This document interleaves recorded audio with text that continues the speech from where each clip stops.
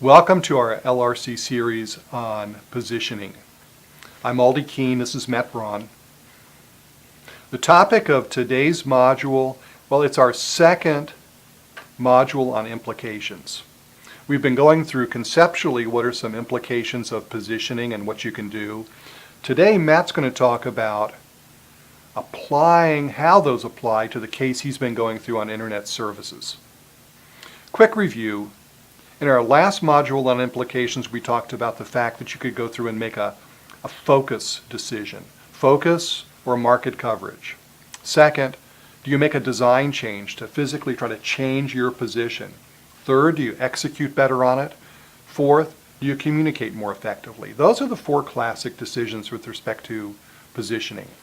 So Matt, take it away and explain how these apply to this internet services case. Yeah. Let's start with this whole idea of focus versus coverage. Historically, our client in this particular market was trying to cover the market. They were trying to be everything for all of their customers by offering local telephone, landline telephone, long distance, digital television, high-speed internet, wireless telephone. And what they realized over a period of years is that in some of those markets they had stronger levels of loyalty than others. In some of their segments that came out, they had stronger levels of loyalty than others. With a finite amount of capital resource to invest in order to be, let's say, best in class, they really could only focus on one of those products. So they made this decision, as we've talked about so far, about moving into the high-speed internet market. Now, in terms of focus then, when they look at their target market segments, we're going to hone in on two of them, and really the two largest segments in the market, the readers and the streamers, and the gamers and the streamers. Gamer streamers, reader streamers. That made up about 70% of the market, if you recall from the previous video. So that's the first element of this. It's not that they're ignoring the one-stop shoppers, but they recognize that as the market is shifting, as the market is evolving, that group is likely to migrate into one of these other two or maybe three segments. So they're not choosing to avoid them or not service them. But they, in terms of their effort going forward, that's not a group that's a focus for them. The other group that's not a focus is the price segment. And certainly they will take those customers as they come, but they're not going to be actively recruiting them or trying to attract them into the organization. So the focus is with the reader streamers and the gamer streamers. So let's first start off with the implications, the strategic implications for the readers and streamers segment. Now, if you recall, this was a group that historically has been very loyal to them.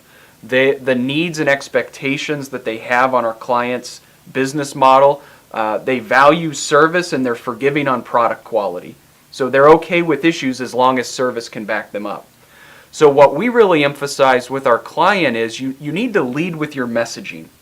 And there's three aspects of messaging that can be really critical to this already loyal segment. One is you want to solidify that current customer base by, you think of this as a drumbeat message. We are best in class in terms of service. For any problems, questions, issues that you have, we're here for you. Recognizing that the product in the market right now isn't perfect. So that's the first piece. Solidify the base that you have. So that's the position they currently occupy, and you're simply saying, that's going to depreciate over time. It's going to erode if they don't keep reminding them. Exactly. That's our strength. Let's keep reminding them. Let's keep reminding them. Got it. The second is, how do we penetrate that segment more? So what we found was that they have about 2/3 of the market share within that particular segment. What about the other 1/3? We recognize that we're strong in that particular segment. We have a loyal base of customers who love our high-speed internet product. Let's talk to the 1/3 that aren't currently our customers. They're experiencing the same level of problems as our current customers are, so product is somewhat of an issue, but we offer significantly better service. So just as we're pushing that service message to our current customers, why not leverage that message with the non-customers in that segment as well? The third piece is more of a migration tactic when you think about messaging. Those neutral customers right now, what we found was that they are looking for a little bit more consultation. So these are older consumers. They have more of a basic expectation of product, but they also don't know that as the market is evolving, new products are being added or enhanced. what might be out there for their own households or for their businesses. So in this particular case, it's all about setting up your customer service team to inform that customer of all of the different things that you can do, and most specifically, what product bundle or service level or product level is most appropriate for their household. I think that's a gap. We saw that as a gap in the market right now, that consultative piece. So that's again, it's an execution, but it also is a messaging component as well, as you think about what your customer service staff is communicating out into the market. Finally, you have the design piece. As you said, eventually the needs of this segment are going to change. And as a result, our client is going to have to change. And we're going to talk more about that with the gamers and streamers.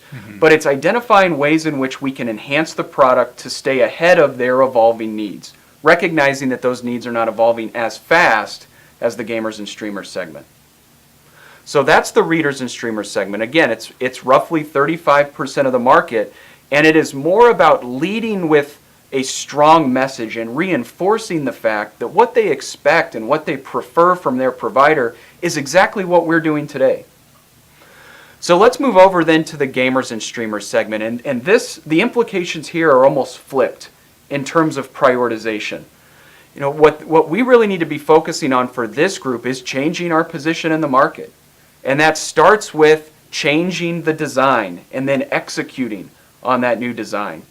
As we talked about, the gamers and streamers segment expects a faster, high-speed internet product, higher bandwidth, the ability to stream video, audio, gaming, all of those features that chew up a lot of your internet bandwidth, but also a high download capacity as well.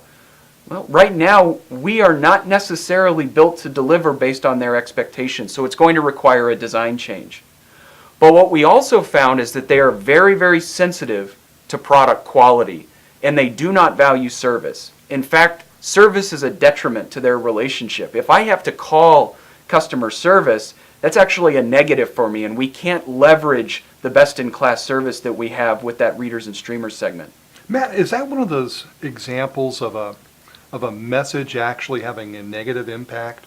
If I communicate to you, we're great at service, it actually has a negative impact on one segment? Yeah, in part it almost implies, hey, we have problems, we have a bad product, but you know what, our service will resolve it. So that's again, we talked in the previous video about targeting relevant messages. Right. Because we have this database now with email addresses appended and an algorithm that has high probability segment placement, we can target those messages to make sure that the right customers are getting the right messages. Great. So the second group, or the second implication again is messaging. So we're leading with design changes and execution, consistent execution, but now we can talk about messaging. We want to determine how do we retain the gamers and streamers that are already in our customer base. You know, they don't necessarily love us, but they don't hate us. They view us as equal to the competition. So how do we reinforce the fact that we're making these design changes? We're going to be delivering a product that more closely aligns with their needs and expectations and preferences, and we're executing consistently. You know, that's one piece of messaging that might go out to that existing group. Matt, another thing I've seen companies do, or at least think about, is when they've got customers that may not be a great fit for their company and may fit better with a competitor, they try to increase switching costs. They try to put something in place to make it very difficult to move from their company to another. Now, not something arbitrary, but something that's appealing, like a loyalty offer that you accrue over time, and I've built up so many loyalty points. Boy, it's tough to go somewhere else. It is. Yeah, exactly. Now the third piece of this, again from a messaging standpoint, you have a group out there in that gamers and streamers segment that are loyal to you. So they have a need, an expectation, or a preference, and we are delivering on it. How do we take advantage of that? You know, one of the ideas that we put on the table was developing a referral program for that group. Love us? Tell your friends, tell your neighbors, tell your family, tell your coworkers. Incentivize them to, hey, you should give these guys a try. Give them a shot. You won't be disappointed. Try to find a way of incentivizing them, motivating them to tell others. As we think of this concept of loyalty, one key element is how likely are you to recommend? Well, what we found in this market was when you were loyal to a provider, you weren't actually intending to tell someone, you were telling people. You were telling your friends, your family, coworkers, neighbors, etc. How do we harness the power of that in our messaging? And then finally, how do we communicate our new position to those gamers and streamers? So this is going to be over a period of time, 2 to 3 years. Design changes can bring us more in line with the competition, and we're going to need to change the messaging out to those individuals to let them know, hey, we are increasing or enhancing our product offering. But eventually, we want to be best in class, and that is going to be a prove-it model. We talked about the fact that the competition has significantly more resource at their disposal from an advertising standpoint, and in fact, that's almost biased the market in a way. It's telling them, we're the first to market with gigabit internet, when in fact the reality is it's not as accessible as they thought. So that is going to really be the biggest challenge for our client going forward, is they may be able to make the design improvements. They may be able to execute more consistently or effectively, but how do we more effectively get that message in the hands of the right people to convince them that we're no longer just the telephone provider, but in fact, we have the best high-speed internet product in the market. Matt, that's a great wrap to the positioning series and showing actually how all of those things applied to helping a firm guide its strategy and strategic questions over time. Thanks. Mm-hmm. We hope you've enjoyed this video series on positioning. Let us know. Get in touch with us, send us an email, make a call. Tell us if there's something else you'd like to see us address. Thanks.